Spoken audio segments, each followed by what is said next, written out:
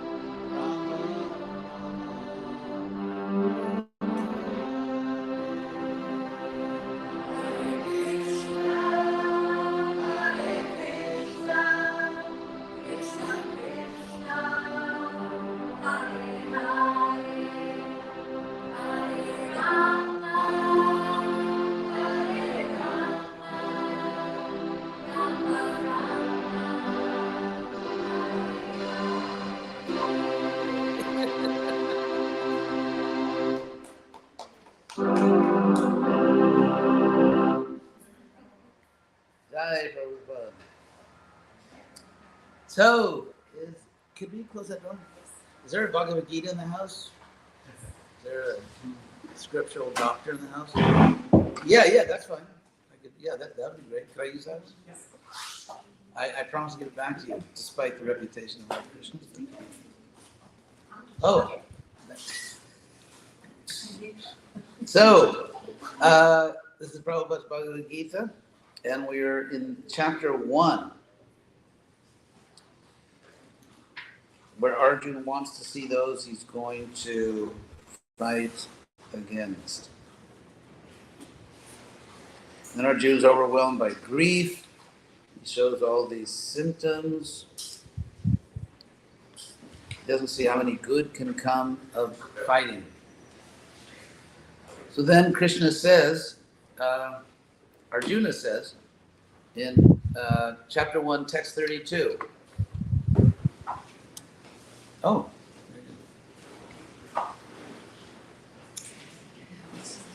So, chapter 1.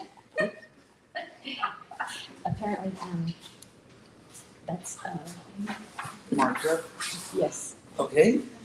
I'll happily exchange for a mint condition. Sorry.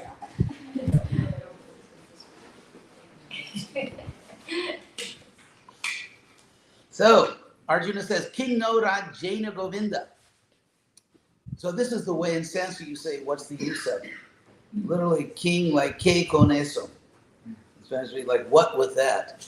King no Raja, no means for us. Nosotros, that's where we get it. So what for us, Govinda, with a kingdom? Like, what is the use? That's how you say, what is the use of the kingdom? King no Rajena Govinda, King Bogayar. And what with enjoyments, material enjoyments? Jivitena va, or what's with life itself? So Arjuna is getting very depressed here, and when people get very depressed, they make extreme statements like that, like what's the use of living? What's the use of living? In King Jivitena va, what's the use of life itself? So these are not exactly rational, rhetorical questions, but Arjuna is in a very depressed, disturbed state. Jesam arte kangsitam no rajam bhoga sukani chataime avishita yudhe. So what Arjuna says is, what is the use of a kingdom? What is the use of material pleasures or life when the very people for whom we desire these things, such as kingdom, material enjoyments, pleasures, taime, those very persons, not going into all this. Sanskrit grammar is really interesting, but I'm kind of controlling myself to give you the basic translation. So these very things, or actually these very people are situated, standing before us in battle. Pranang tyaktva dhanani cha, giving up their lives and their fortunes. So there's serious mistakes here in Arjuna's rhetorical question. For one thing, perhaps the most glaring mistake, which he himself admits later on when he comes to his senses, the most obvious mistake is he's saying that the only reason we want a kingdom or material pleasures or enjoyments is for the sake of our relatives. Not exactly.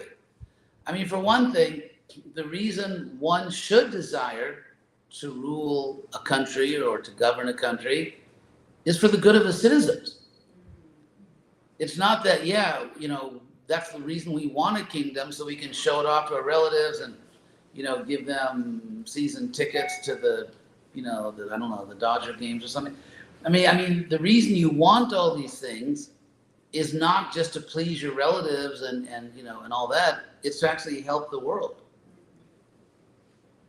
Taking power in a country in order to, give pleasure to your personal family is really the wrong reason to be the leader of a country, although it's a very common reason nowadays.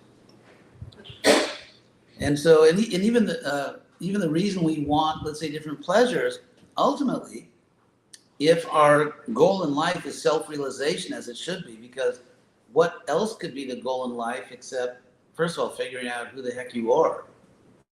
And if you woke up one day, let's say you had amnesia, and well, never mind who I am, what's on TV? I mean, if you woke up one day with amnesia, obviously the first thing you'd want to do is figure out, who am I?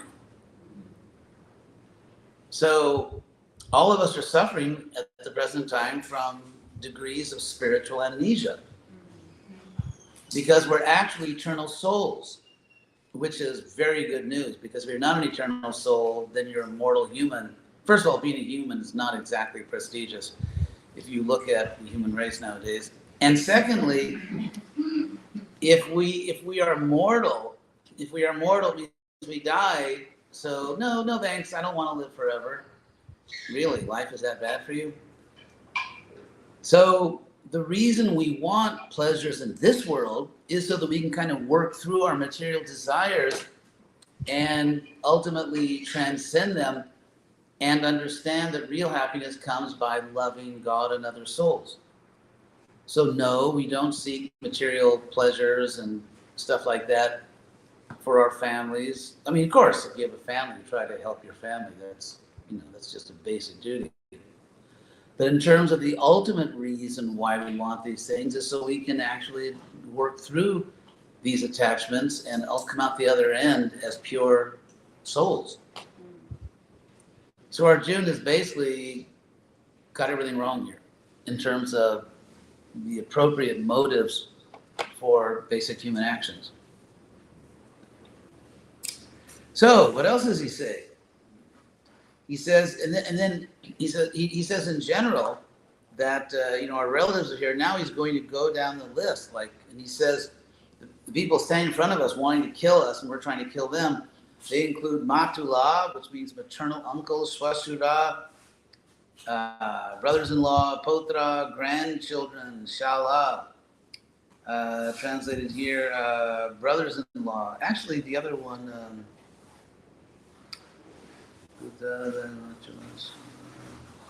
Fathers-in-law, I'm sorry, Swashura is fathers-in-law.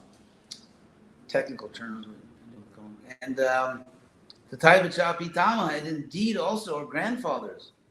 Matula, Swasura, Potra, Shala, Samban, all these relatives. And then Arjuna says very simply, it's very simple Sanskrit, Etan nahantu michami. I don't want to kill them. It's very simple, direct Sanskrit. I don't want to kill them. Etan nahantu michami, gnato bimarasudra. I don't want to kill them, Krishna, even if they are killing me.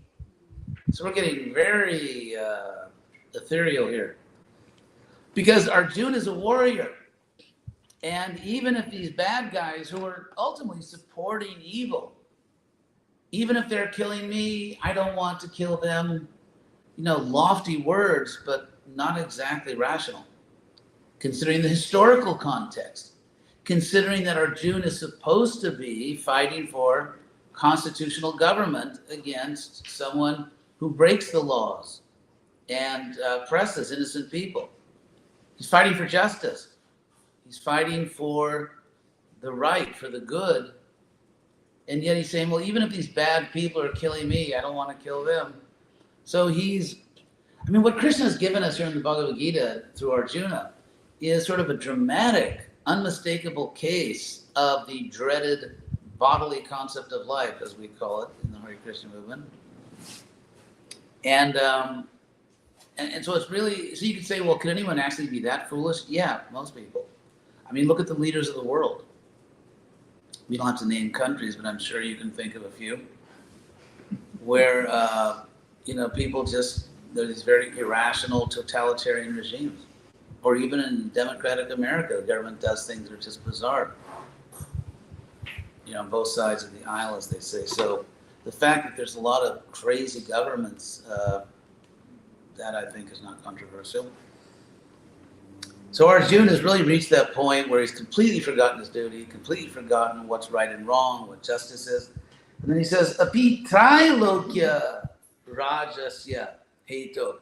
Even for the purpose of getting a Raja, a kingdom of the three worlds, because just like basically economically there's upper class, middle class, and lower class. So in the universe, there are actually upper class planets, middle class planets, and lower class planets. And right now we have the honor and pleasure of living on a lower middle class planet. So if you want to know where you are in terms of Vedic cosmology. So he says, why should I fight to get an earthly kingdom, even if I was fighting for, to rule the universe? I wouldn't want to do it. So he says, Abhitrai Lokya Rajasya Heto Kingnumahi Krite, what not to speak of just for the sake of this earth. And then he says, Nihatya Dhartarashtrana, slaying the sons of Dhritarashtra, his first cousins. Ka pritiksya Janardana, what priti, what pleasure could there be? Janardana Krishna. So that's his dramatic but not completely well thought out statement. And then he has more to say on this. He's not done. Then Arjuna says, Papamevasya sin would overtake us. Literally. Sin would overtake us. And hataitam da'atatayina, killing these aggressors. So Arjuna here says something which is really self-contradictory. Because atatayina, this is translated here, aggressors, literally means one who raises a weapon against you.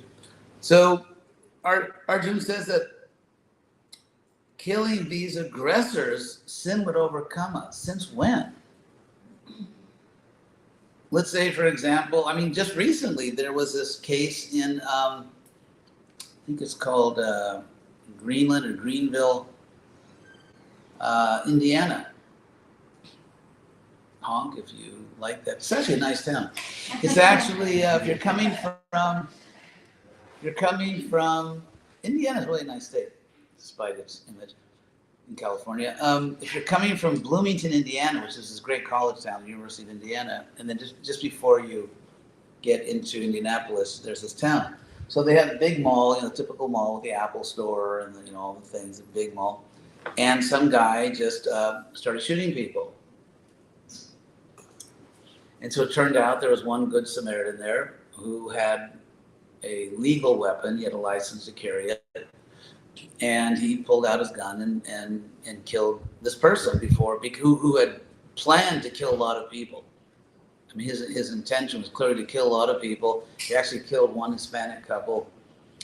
And then this guy with a legal weapon pulled out his gun and killed him. Everyone hailed him as a hero. Everyone.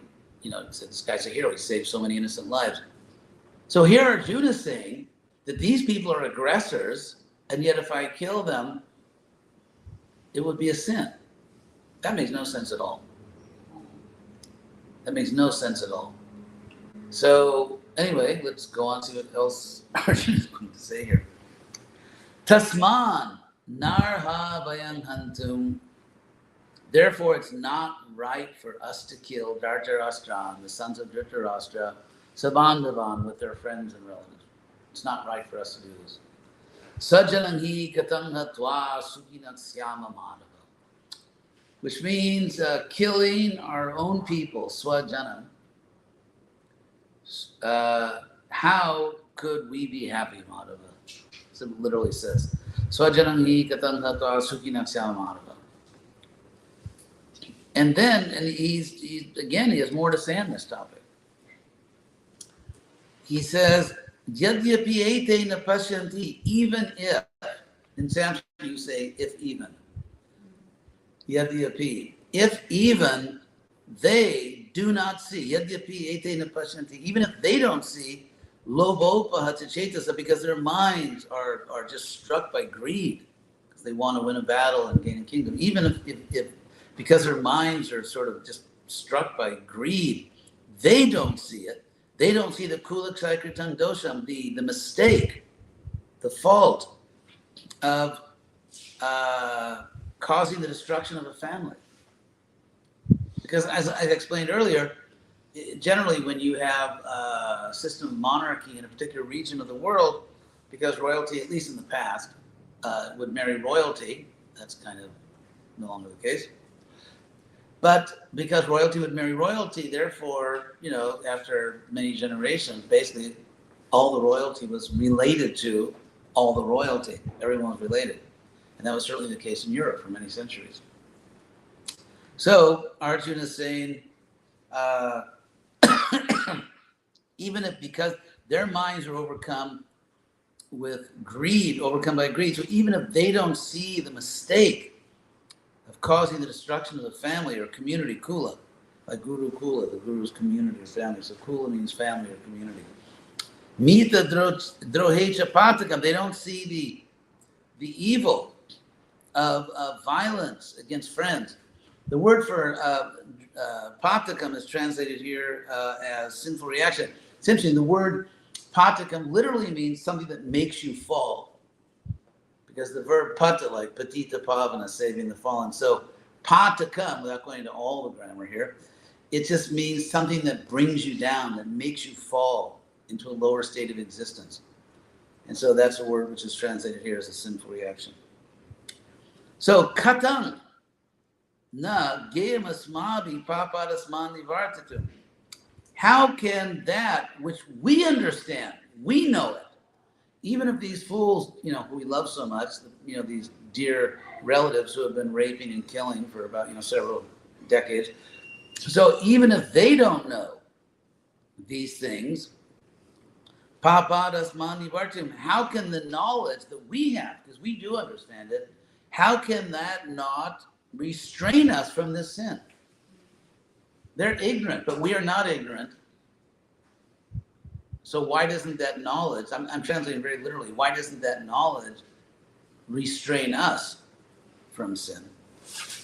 And then he says, kula kshaya kritang doshang, causing the destruction of a family or extended family is a mistake. Sort of emphatic here. Prapashya birjanardana, for those who actually can see clearly. So Arjuna's very interesting argument, isn't it? We understand, we can see clearly. Therefore, he's almost saying that ignorance is not, full excuse for committing a bad activity, but okay, they don't understand it, they don't see, and so they're acting in this horrible way. But we do see, we understand it. So why shouldn't that knowledge stop us, literally, from fighting? Interesting argument, isn't it? Not a valid one, but it's interesting. So then Arjuna says, Kulakshaye pranashanti. Now he's going to explain all the, what do they call it now? Knock-on effects. That's the the latest term. Because what Arjuna is going to argue now is that if we kill these people, it will unleash a chain reaction that will cause all kinds of other evils. So it's not just the evil of killing our family members, but it's the chain reaction. It's all the further consequences. And so now he's going to describe those further consequences. He says, Kulakshaye, with the destruction of the family, pranashanti kuladharma sanatana, that the family or community dharmas, perpetual, sanatana dharma, here the word sanatana not used in the literal sense of eternal dharma of the soul, but that means perennial, like something you always do, like generation after generation. It's something which is, continuous and perpetual. So, the very concept of kula dharma is interesting. Because in America, of course, anyway, I won't get into my critique of America. It's like taking candy from a baby, but there are many reasons why society, and I'm not going to quibble here whether it should be enforced legally or simply by good customs, las buenas costumbres, whether it should be enforced by good customs or social pressure, or there should actually be laws. That's a whole other discussion. But however it's established, having stable families that stay together, society has a rational vested interest in that happening. I mean, this is all the science. The science is that people that come from good, stable families are much less likely to commit suicide, much less likely to engage in antisocial behavior and end up in prison, much less likely to be poor, much less likely to have emotional problems. And so, if a particular behavior, not always, not in every case, obviously, there are many exceptions, but it's more likely that people engage in antisocial behavior, then society has a rational vested interest in promoting strong families. And families have dharmas. Nowadays, of course, we live in a very degraded age. For one thing, the Industrial Revolution, among its other trophies, destroyed the extended family. You know, there was a time when, if you lived in a village, and there was a time when, you know, almost everybody did live in villages. And you can see this actually, one time I flew over northern Italy, fairly low. It was a sort of a small plane, and I wasn't going very far. And so I could really see, because of course Italy's very ancient culture, so I could just see visually what the traditional ancient civilization was.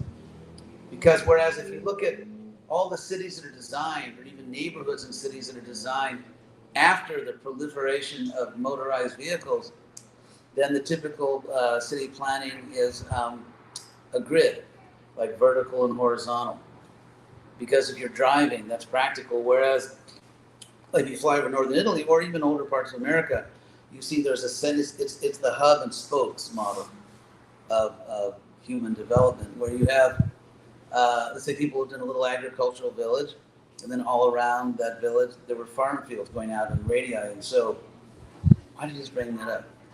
So anyway, so up until the Industrial Revolution, most people lived in that way, and they had extended families. It's very interesting. It's economic pressure. One of the few cases where Karl Marx got something right, and that is, if you live out in the country, let's say in farmland, then large families are economically to your advantage.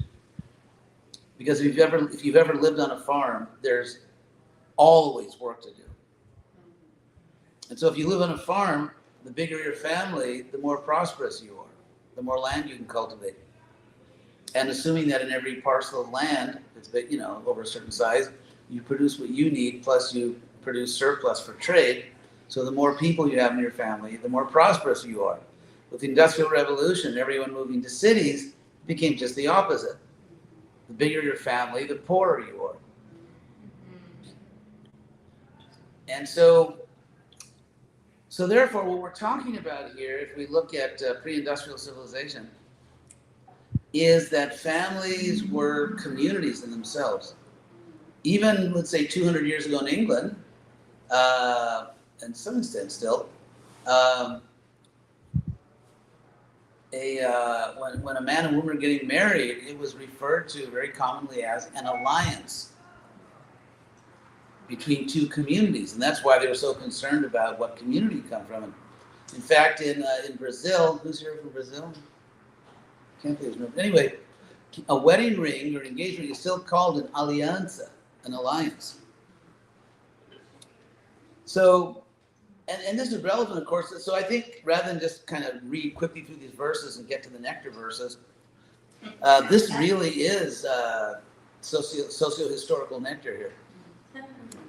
Because Arjuna is talking about Kula Dharma, community duties. Community duties.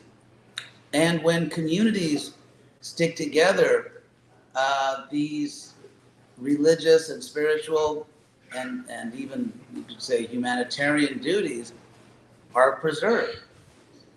I know even the age I grew up in, you know, there are very few. I mean, my tendency when I got to a certain age was not to do anything my parents did, because, like, you know, you'd never do that. Like, what? You're doing what your parents did? And so, you know what Mark Twain said? He said, when I was, young guy, left home because my parents were totally clueless, didn't understand anything. Came back several years later, and I was amazed at how much they'd learned in my absence.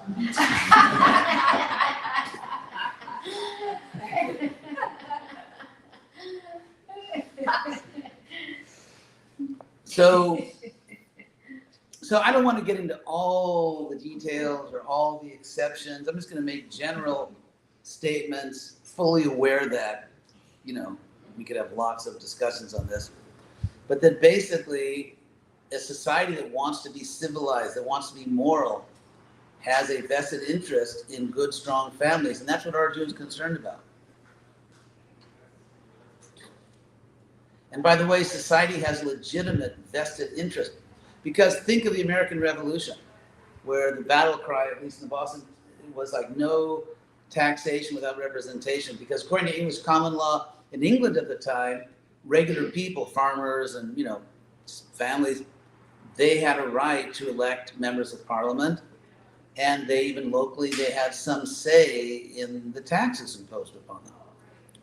And so the basic complaint of the revolutionaries was that although they were English citizens, their basic argument was based on the fact that they were English citizens, but they were being denied the rights of English citizens. And so the reason I mention that is that if we as a society are affected, sometimes violently, by certain types of irresponsible reproduction, how can you, there's a legal question, how can you characterize as entirely private an activity that has dramatic social consequences? Because the battle cry was no taxation without representation. You can't tax us because you're not giving us the right, which we have as Englishmen and women, to elect representatives. It's like, for example, let's say you own a little piece of land, and let's say a river goes through your land. And upstream, property or two above you, there's someone who throws pollutants into the river. And that polluted river comes down to you, poisons whatever animals you have, makes the river water unsuitable for drinking, and so on and so on and so on.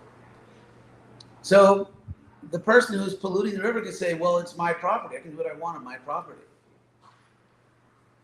Well, no, you can't, because what you're doing on your property has major consequences for people on other properties. And so the basic rule of law is that if you do something which strongly affects other people, then that activity has to be regulated so that you don't have a powerful negative impact on innocent people. And since irresponsible reproduction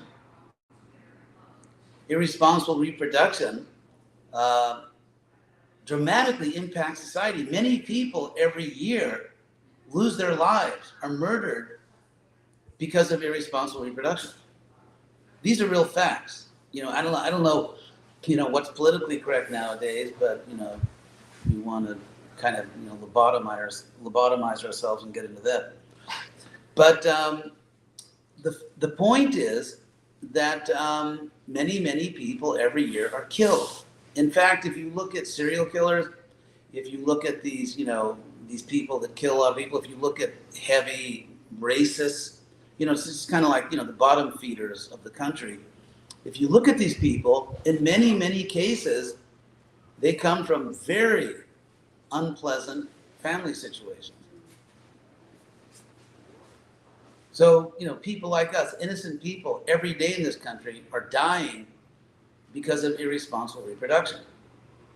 Now, the simple question, according to the logic,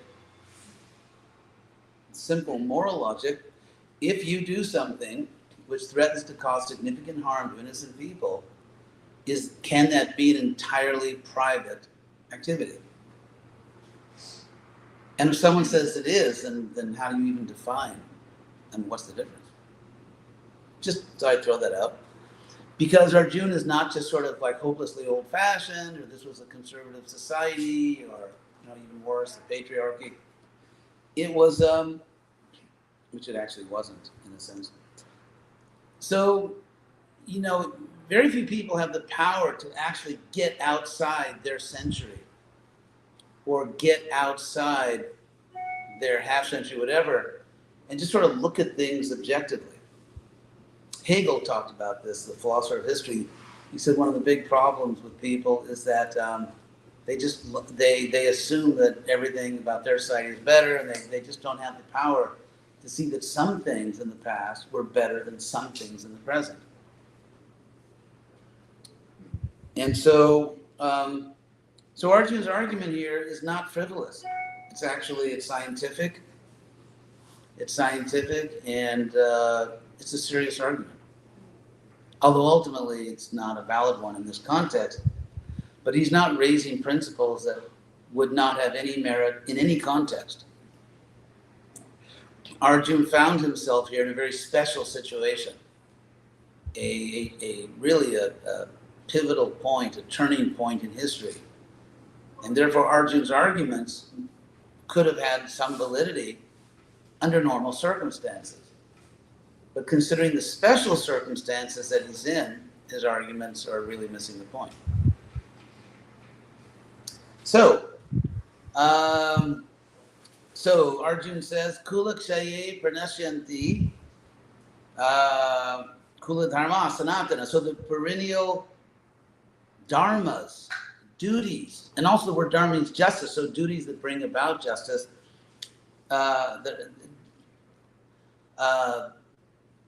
duties and dharmas that are sustained within families.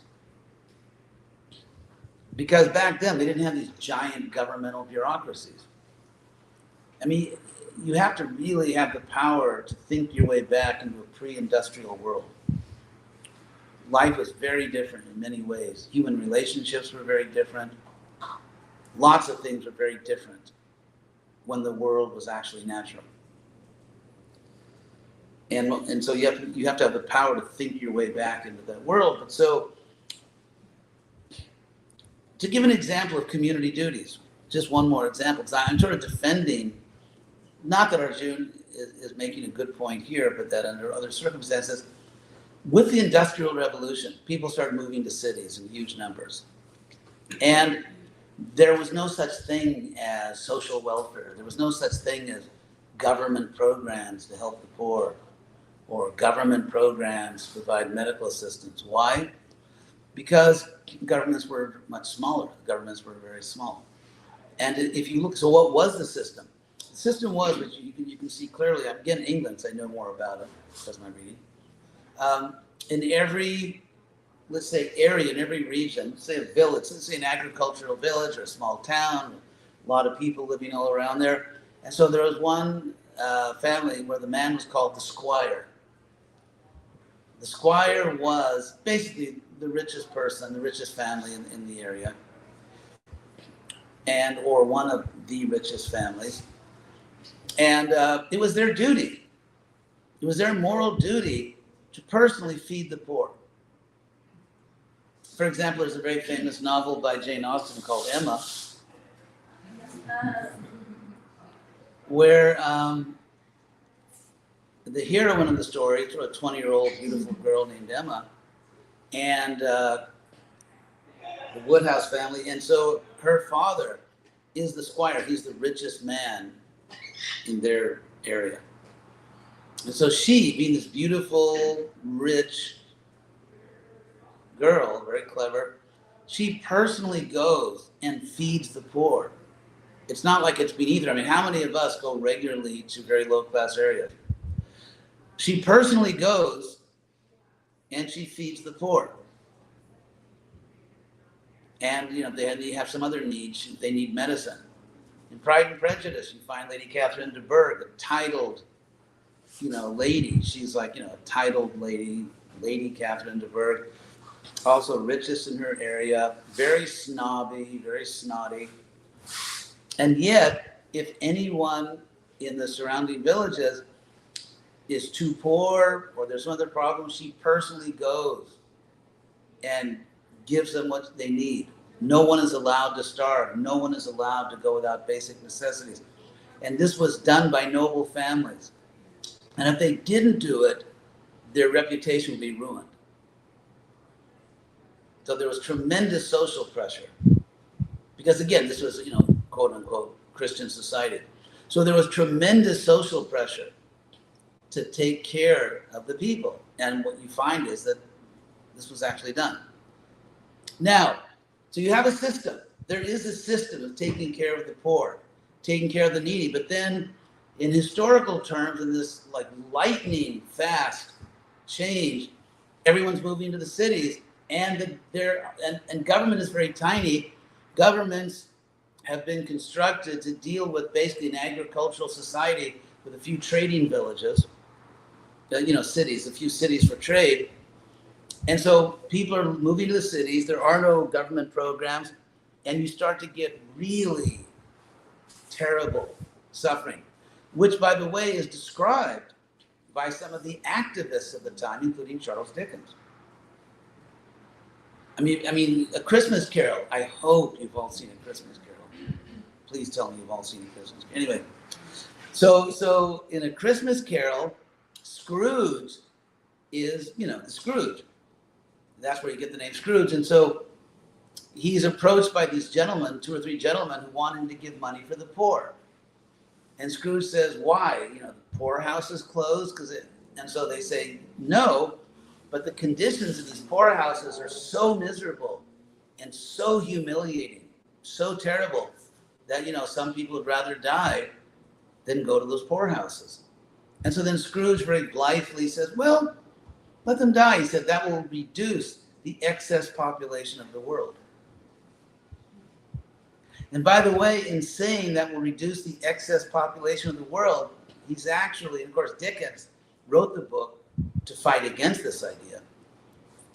But he's actually giving a philosophy which was prominent back then among many people. Malthusian economics, kind of based on Darwinism. Because if any particular species is strengthened, becomes more robust by the survival of the fittest, which zoologically is true.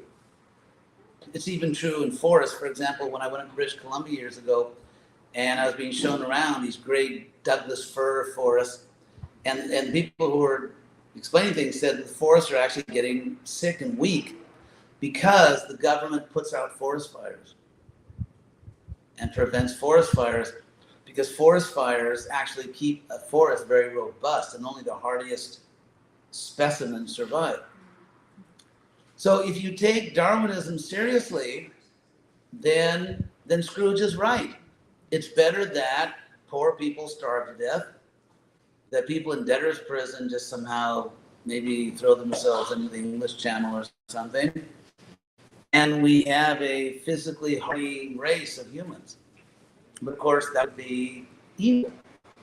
And that's what Dickens is saying. That would be monstrous.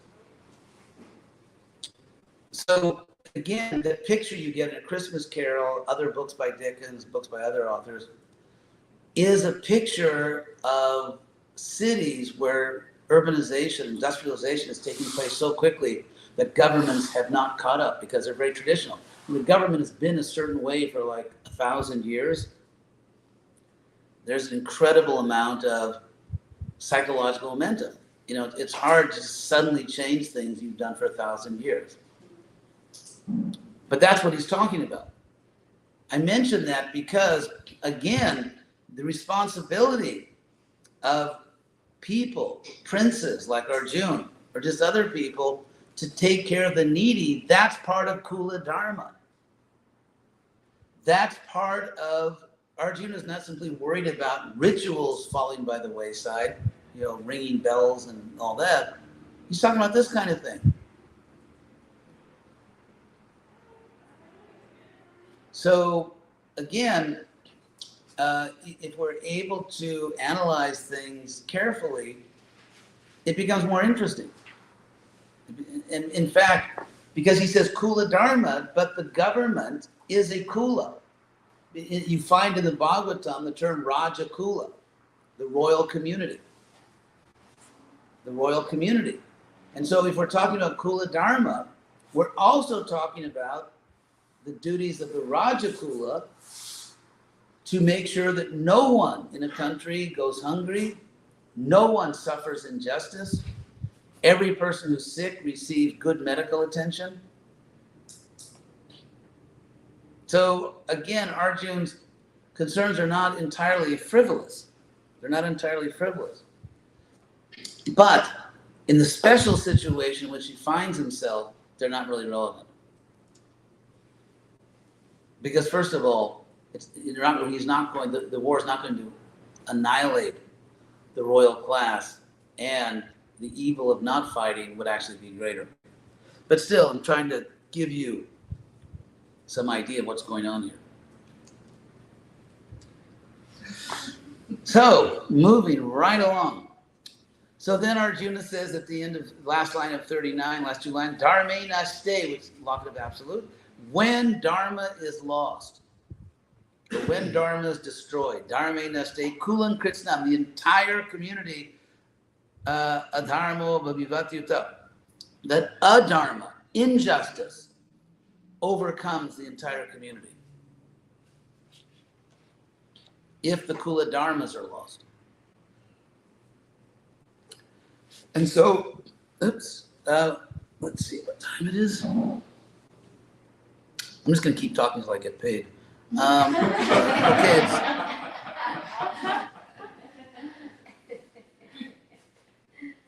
Actually, I'm going to stop here because text 40 and 41 gets into the role of women. No controversy there. And so, and it's especially interesting because Arjuna is going to say something about, he's concerned about the women. He's actually concerned about what will happen to the women. And his concerns are very interesting, especially if we compare them with modern conceptions of women. So that's going to be a very interesting discussion. And I will conscientiously wear a bulletproof vest.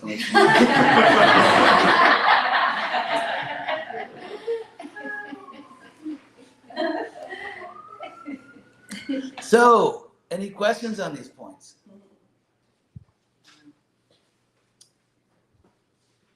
Yes, please. Thank you for being here, Crystal.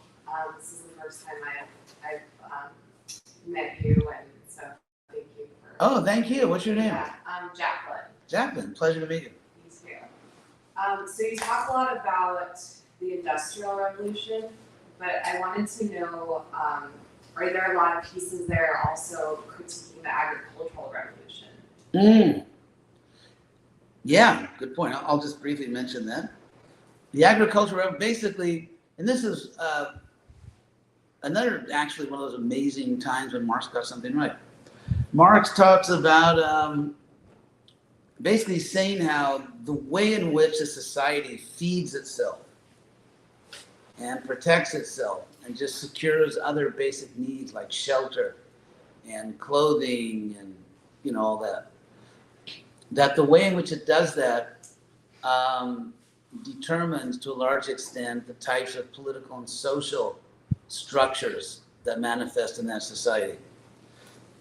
And just to give a simple, obvious example, perhaps the simplest way in which people get their basic needs is hunting and gathering, where you hunt, shoot poor animals, and gather, glean berries and nuts and edible leaves and things like that. And so the nature of hunting and gathering is that you can't have a large community, because if you go into, say, a particular valley, because water tends to flow down, it doesn't always flow down. Water flows down, and so therefore valleys tend to be very green and have a lot of life, because valley means there's hills on both sides, and the water all flows down into the valley floor, and so that's where you get a lot of food, whether you're an animal or a human, in valleys. And so if you go into a valley and you're hunting and gathering, there's only so many animals in the valley you can hunt, and there's only so many trees. And within a pretty short time, you're gonna kind of strip that valley of its food. You don't have to wait till it grows back. And so you got to go to the next valley. Therefore, hunters and gatherers are always at least semi-nomadic. They're semi-nomadic, they have to keep moving around to let things grow back, to let the animal population, replenish itself. And there's not that much food. So you don't get large-scale societies. You get small hunting, gathering tribes, or whatever you want to call them, tend to be very small. One result of having a small community is that you can't have a big division of labor. In other words, okay, I'm an artist, or I just want to meditate. You can't do that in a small community because it's like all hands on deck. It's the nature of small communities that everyone has to pitch in and do a lot of things. But let's say you get a larger community. Let's say you get a community with 200 people. Then, okay, maybe you can afford to have an artist, like a full-time artist, or people who are just teachers. Here's an example from Denver, Colorado. When Denver was just a small frontier town, in the entire settlement of Denver, which maybe is a small city, just a town, there was one teacher for the whole town. Because there weren't enough people, and they were fighting to survive. There weren't enough people to have someone just, and it wasn't until years later they had their first yoga teacher. Denver.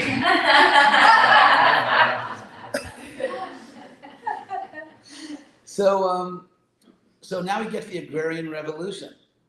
The point is, when you hunt and gather, meat, they didn't carry around little portable refrigerators in their backs or ice boxes, and so the food spoils quickly. You can't carry a lot of food because when you run out of food in one valley, you can't just carry big boxes of food. The meat doesn't keep, and so therefore, when you start agriculture, you can grow food in quantity. You can grow grains, and grains last forever. They found grains. Archaeologists have found grains, let's say in the Indus Valley civilization, which are like 8,000 or 9,000 years old, and they're still edible. So grains, under proper conditions, very dry, obviously with mold and everything, but and that part of the world is very dry. So if you have the proper climate and all that, grains will literally last thousands of years. So what you can do is you can produce large amounts of grain, store the grain, and as we know, through organized agriculture, the people producing the food can produce food for thousands of times more people than themselves. Whereas hunter-gatherers, it's kind of like, everyone get your own squirrel or something. I don't want to be, unkind to squirrels. I really like squirrels, but so therefore, two things change. Number one, you can produce food that can be stored forever. Number two, the ratio between the number of people producing the food and the number of people who are fed by it changes dramatically. So therefore, it's not until you have the agrarian revolution you can have cities, even small cities. And once you have that and you have more people, then you start to get the division of labor. People start to specialize because, okay, we have specialized farmers. We have specialized people that govern. We have specialized people that defend the innocent. We have specialized artisans. We have specialized poets. And so it's only when you have this agrarian revolution that you actually get division of labor, you get specialization, and society really starts to advance. You start to get artistic traditions, literary traditions, philosophical traditions, religious traditions. Every community is religious. Human beings are just religious by nature, even when they're atheistic humanists. They're very religious and dogmatic. But anyway, so you start to get, organized everything. Whether it's religion, whether it's guilds, the artisans guild or whatever it is. Metallurgy, you start to get, people that specialize just in metalworks. And just everything starts to happen. So that's the agrarian revolution. But then you get the industrial revolution, it changes everything again. And in many ways, not for the better.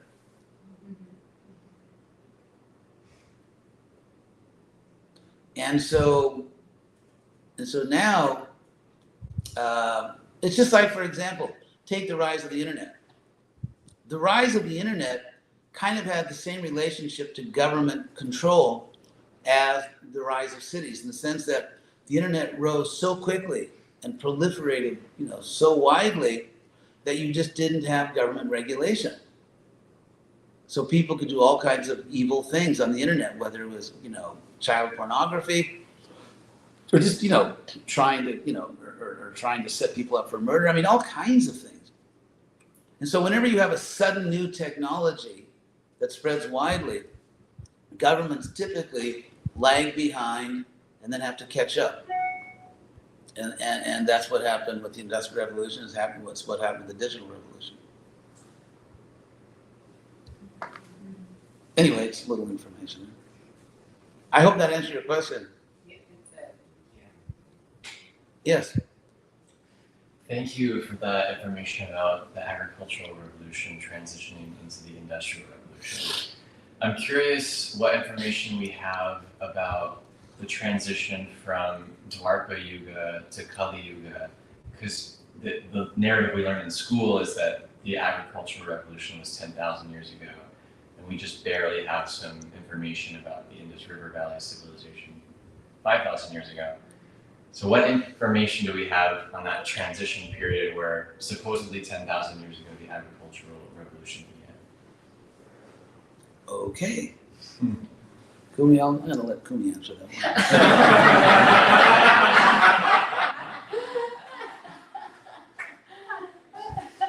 She kind of specializes in that. So.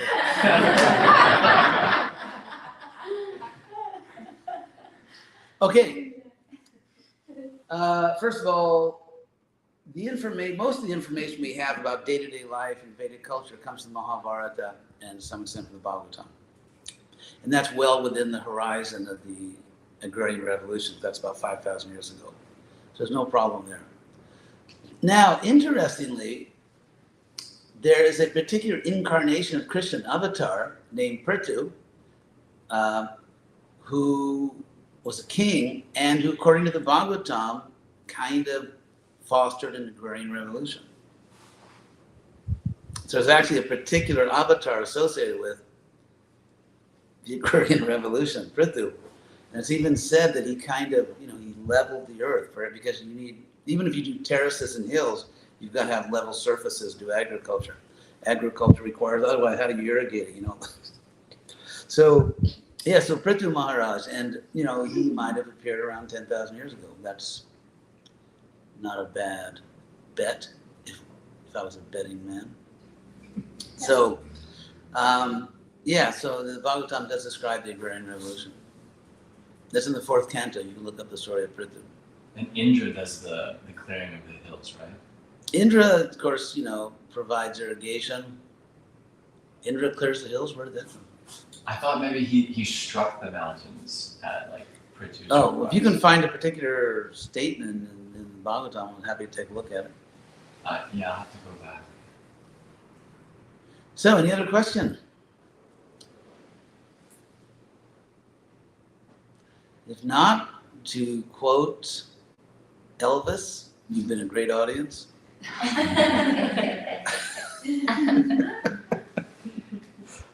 So, thank you, Kumi, our hostess. Thank you, Charlie. Give it up.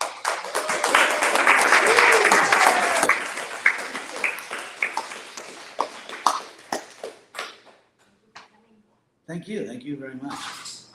So, you need to figure out how to turn this thing off. Oh, it's just this little. Should I turn this thing off? Sure. Bye-bye, everybody out there online.